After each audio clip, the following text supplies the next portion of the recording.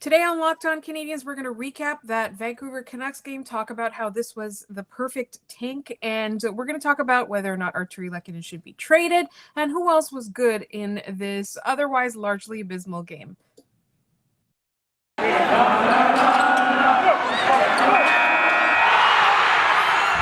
Locked On Canadiens, your daily podcast on the Montreal Canadiens. Part of the Locked On Podcast Network, your team every day.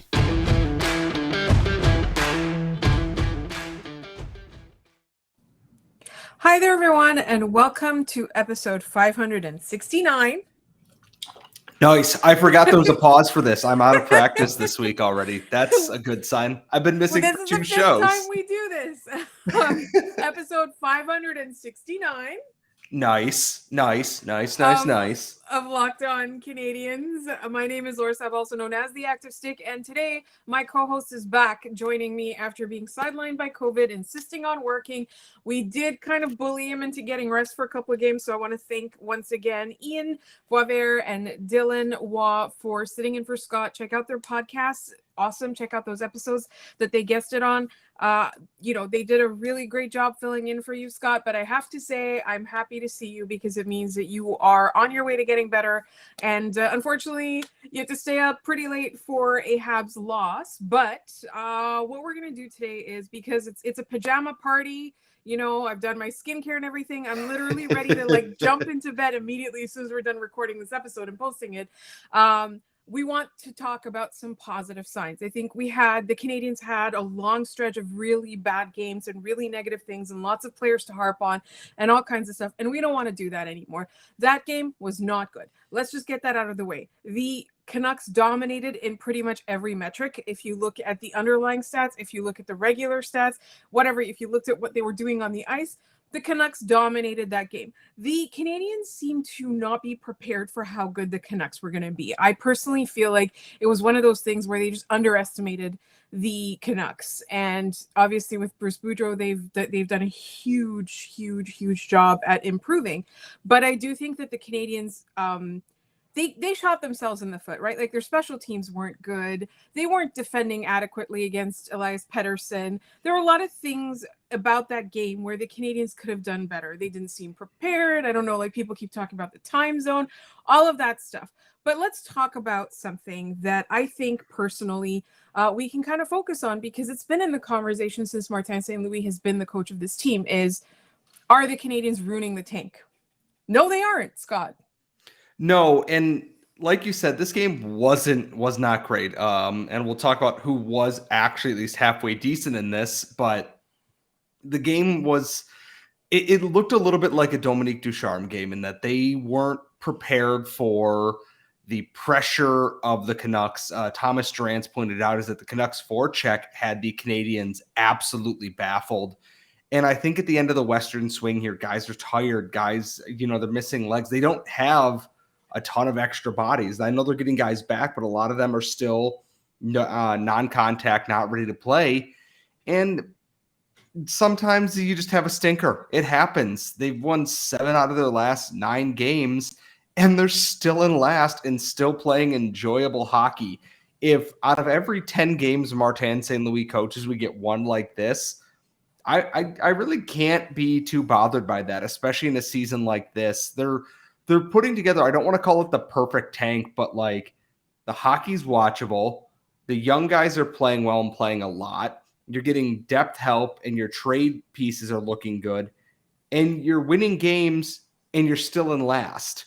I don't see the real downside to it. Yeah, winning's great. I would have liked to have done a clean sweep on the Western trip. Normally, Calgary's 50-50.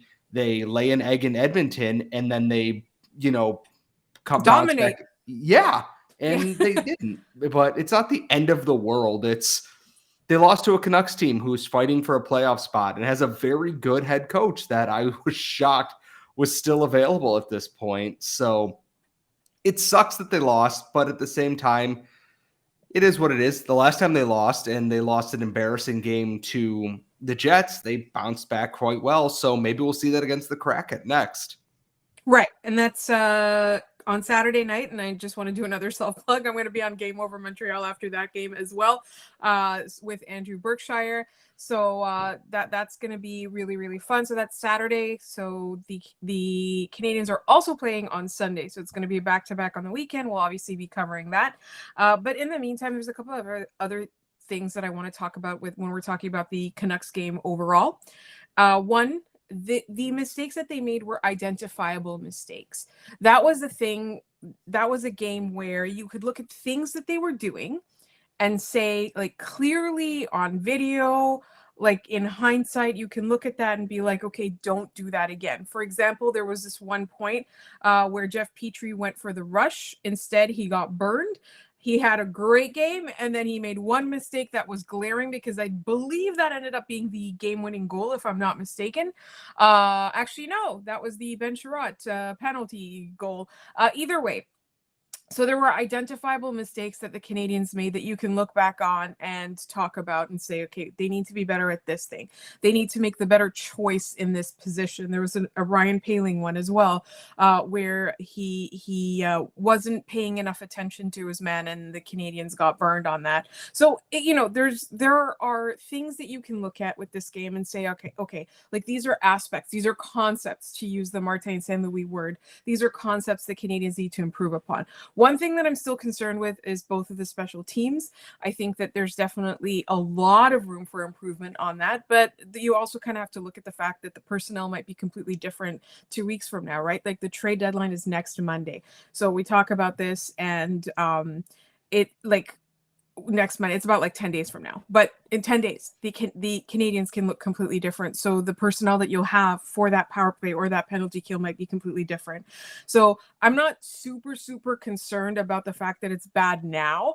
I'll be super concerned if they don't have ideas to improve by the end of the season. There's still like a good 20 something games left.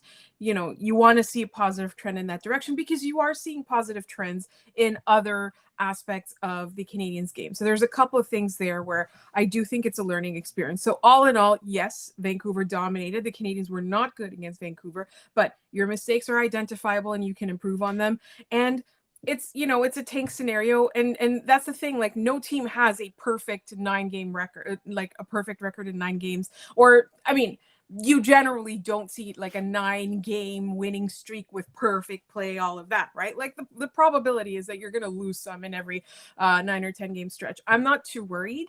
I do think that overall the Canadiens are still trending in a positive direction, but I am a little bit concerned in somebody who's trending so positively that he might be playing his way off this team and onto another one. And we're going to talk about that in just one moment. But first, it's that time of year again, as college basketball's tournament is finally upon us. That's one of my favorite times of the year. I don't even pay attention to basketball until March Madness rolls around. From all the latest odds, contests, and player props, BetOnline.net is the #1 source for all your sports betting needs and info.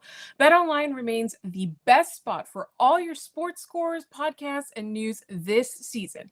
And it's not just basketball. BetOnline is your continued source for all your sports wagering information needs, including live betting and your favorite Vegas casino games. Head to the website today or use your mobile device to learn more about the trends and action. All right, it's time to talk about Artturi Lehkonen, and it's going to hurt because it looks like he's playing so well that GMs will absolutely be calling about him. And I have to say, I wasn't take it or leave it on Artturi Lehkonen. I think Artturi Lehkonen is a unique and special kind of player. He's not the kind of guy that you build your team around. I'm not about to sit here and say that. He's not the core. He's not the centerpiece. He's not the super, none of that. But he's the kind of player that's rare in the NHL. And he's playing really well right now. And even before, you were hearing that GMs were calling Kent Hughes about him, or inquiring about the value, or inquiring about what it would take to get Artturi Lehkonen. He's still an RFA, right? Like, that's another thing, is that like he's at a point right now where a team picking him up, he's about to enter his prime, and he's shown a lot so far. I personally don't want to see him traded because in my mind, it's always, where are you going to get another guy like this? That's another reason I don't want Josh Anderson traded, right? They're big guys. There are fast guys. There are guys who rush the net. There are guys who score goals. There are guys who are good on the team. There are guys who are favorites. There are guys with great hair. You've got all of that. But you don't have a lot of players like Josh Anderson. So I don't want to see him traded. And it's the same thing with Artturi Lehkonen. You don't have a lot of players like him. I don't want to see him traded. But if you're a team that is sure that you're going to do a nice long playoff run, that you're a contender, you absolutely call about Artturi Lehkonen. So, Scott, let me ask you this. If you are the Montreal Canadiens, 1, would you trade him? And 2, how good does that return have to be? If I'm trading Artturi Lehkonen, it's a first and at least I don't want to say elite prospect because I don't think there's a lot of teams willing to pay that, but I look at, and this comes from something a friend of the show, Shayna Goldman, wrote for The Athletic, is who is this year's Barclay Goodrow or Blake Coleman? And we look at the return that those guys got from Tampa Bay going to wherever the hell they came from. I can't remember where Blake Coleman was, and that's slipping my mind, but you have to get at least a first round pick and a higher end prospect for that. And I look at the Canadiens and go, Lehkonen's still young enough to be a piece of the foundation, not a main pillar. He's not a Suzuki or a Caulfield or a Romanov, but he's valuable in his flexibility and what he brings to this team.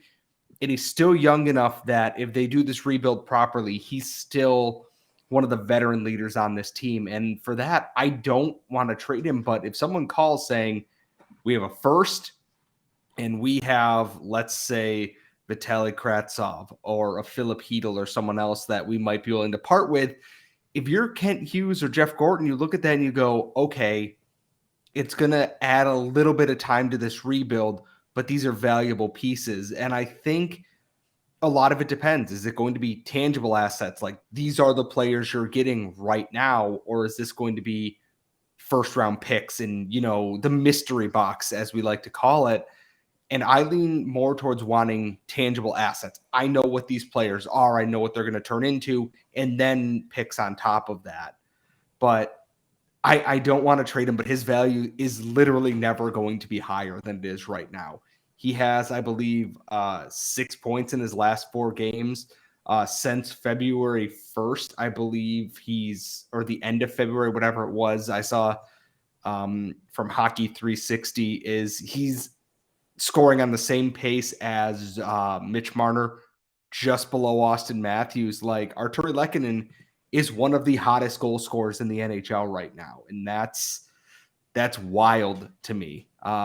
His value is never going to be higher. So if someone calls and asks and says, we want him now, and this is how much we're getting, a smart GM is going to take that. But it is personally selfish that I don't want him to go for my own reasons. But at the same time, looking at it purely through a business lens, there's a lot of smart business to be done based around Artturi Lehkonen right now.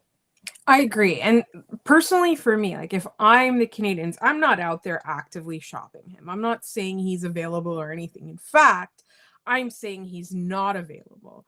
I'm saying, pitch me higher prices.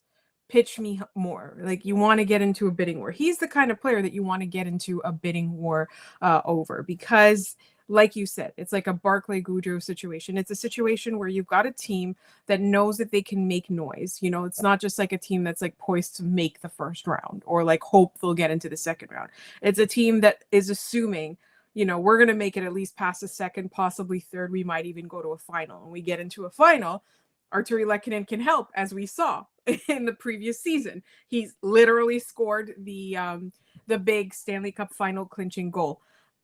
He's that kind of player where if you've already got a team in place that is poised for greatness, he just emphasizes that greatness. He gives you that little push, that little, like, I don't want to say shot in the arm, but you know exactly what I mean. That's a loaded term now, but he gives you that little bit of an edge that other teams don't have. So I do think that, if a team calls, then you see how much they're willing to give you, and if you don't like it, don't get rid of him, because you're not going to regret trading him for good assets, and you're not going to regret not trading him and keeping him on your team. The only thing you're going to regret is if you trade him for not enough. I think that's the only time the Canadiens could possibly make a mistake. I think they like him. I do think that the more time has gone on, the less Kent Hughes and Jeff Gorton have been willing to part with certain players, right?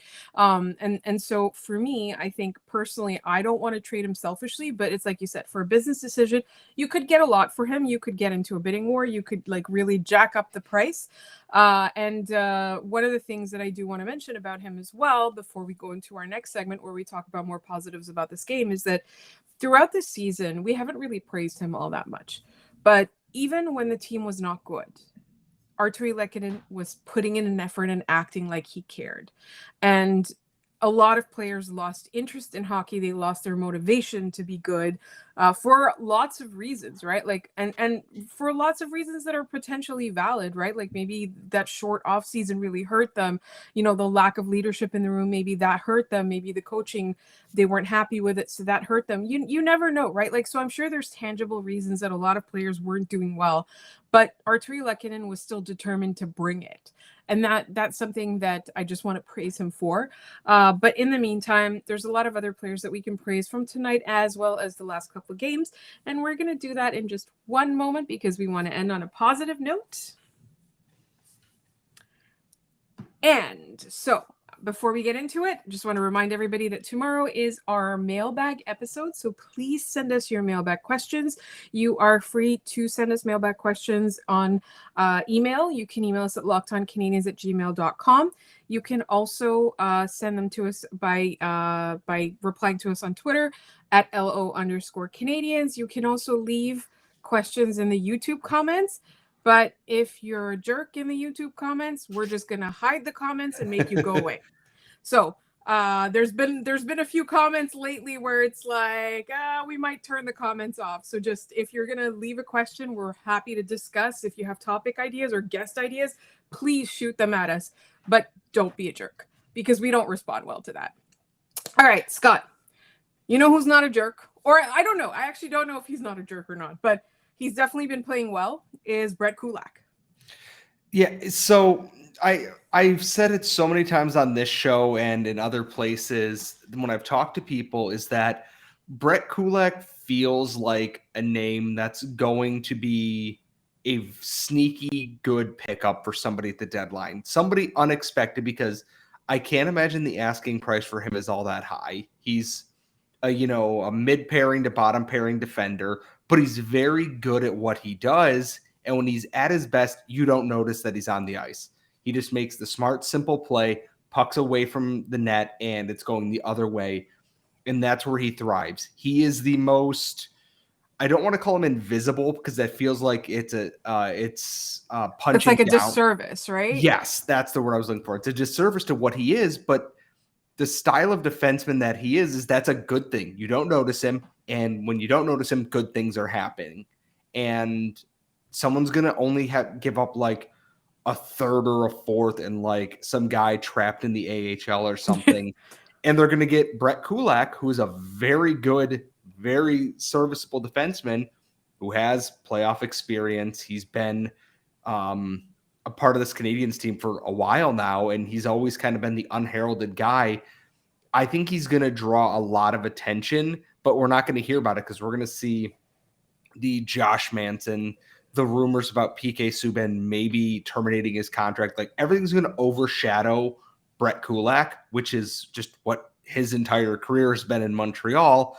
And then someone's going to get him on a sneaky cheap deal in the last like hour of free agency and be happier for it. Honestly, I don't think the asking price is going to be high, and any team with an analytics department is going to look at this and go, that's our guy. And I'm very curious to see what team goes for that, because I imagine there's a lot, or at least all the smart teams anyways, should be looking into that immediately, if he's available, that is. Yeah, and that's the thing, is that, like, I've had this discussion with quite a few people. it's not as big of a or a dire situation if they don't re-sign him, but a lot of people in this market do want him re-signed. They do appreciate what he brings to the table, and it's like you said, it's not going to be flashy. In fact, if and when Ben Sherratt gets traded, it's going to make a much bigger splash, right? It's going to be a huge deal. People are going to talk about him like the prize. But Brett Kulak is truly one of those players that you need on any team. Any team needs somebody who is so sound defensively that you're not hearing any noise about him. And it's not always about blocking shots. It's not always about diving in front of the goalie. Very often it's simply about being in the right position and being able to separate the opponent from the puck without really making a giant spectacle of it.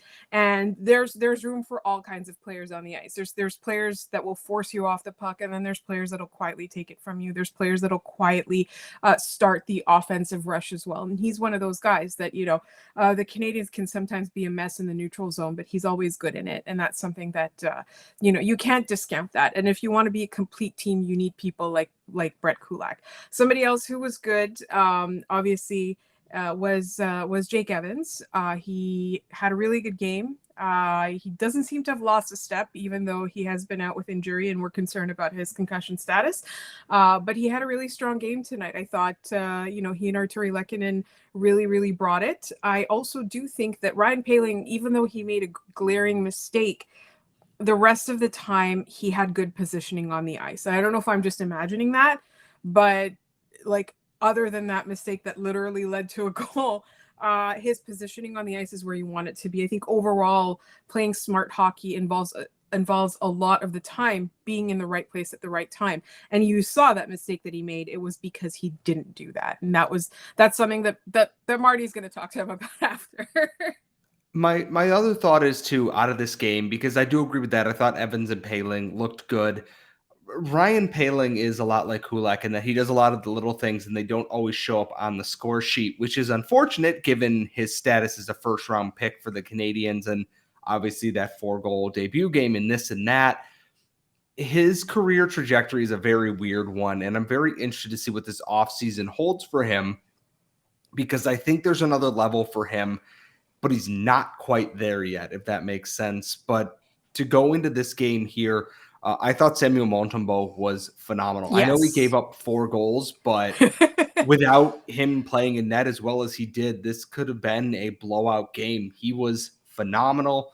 He's and Dylan pointed this out, talking to him in the Eyes on the Prize Slack, is that he's been surprisingly athletic. And then since they've come back from the COVID break, I've noticed he's been better at tracking if he makes an initial save or has to do something along those lines. And it's paying off. He's been very good with his pads. He's been very good at putting pucks where he wants them to be. I still don't know what the future holds. Like, the Canadiens' goaltending situation in the relatively near future is an absolute cluster because we don't really know who's going where or who's going to be where yet. So, I know that they lost, and I also think we'd be remiss if we didn't mention Rem Pitlick again.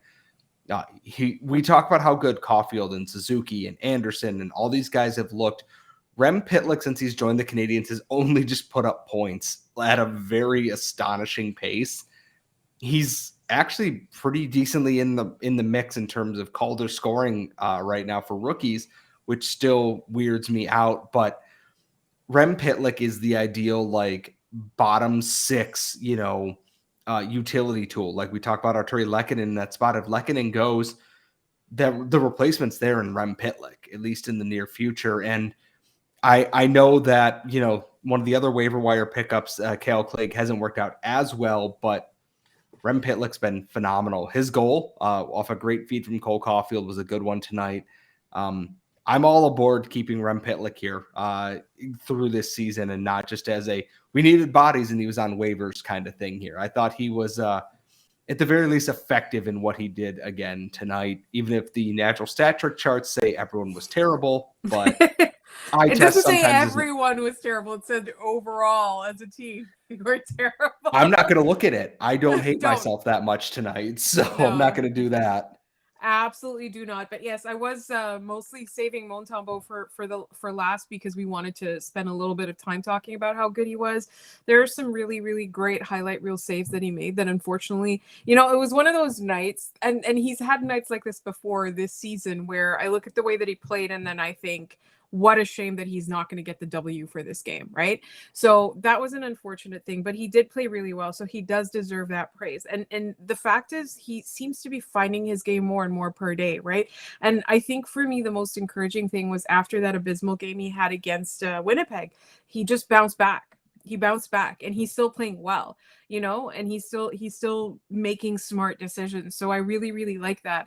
As for Rempitlik, he is, if you're new to this podcast, you will not have heard this before, but Scott and I talk about this quite a bit. It's one of our concepts about hockey that we care about a lot, is that there is such a thing as a high quality bottom six and a low quality bottom six. And, it's not just replacement players. It used to be, maybe in like 2004 or whatever. That was the lockout year. Maybe in 2003 or whatever, you could have a bottom six that was all replacement level players, like your third line center and your fourth line center or whatever. There were goons on those lines and things like that. That's not like that in 2022. You can have a high quality bottom six, and your high quality bottom six will separate you from the pack when you're trying to make the playoffs, when you're trying to like get in to the playoffs, when you're trying to win rounds, when you're trying to make it to the Stanley Cup.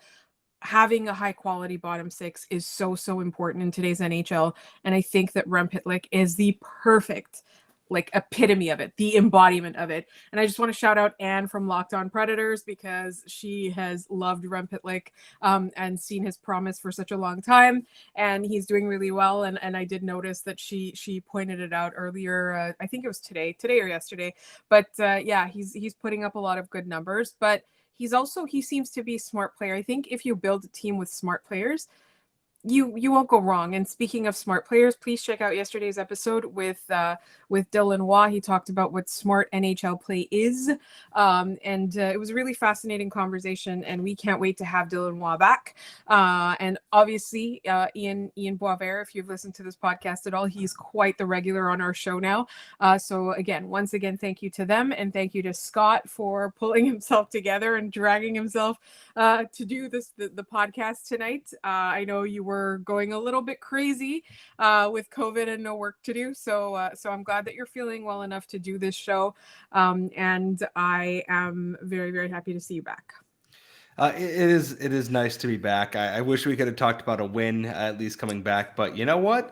It's better than laying horizontal on the couch for 6 hours a day because I can't do anything else. So what are you going to do? And so we're going to thank everybody, and remember to send us your mailbag questions without being a jerk in the YouTube comments.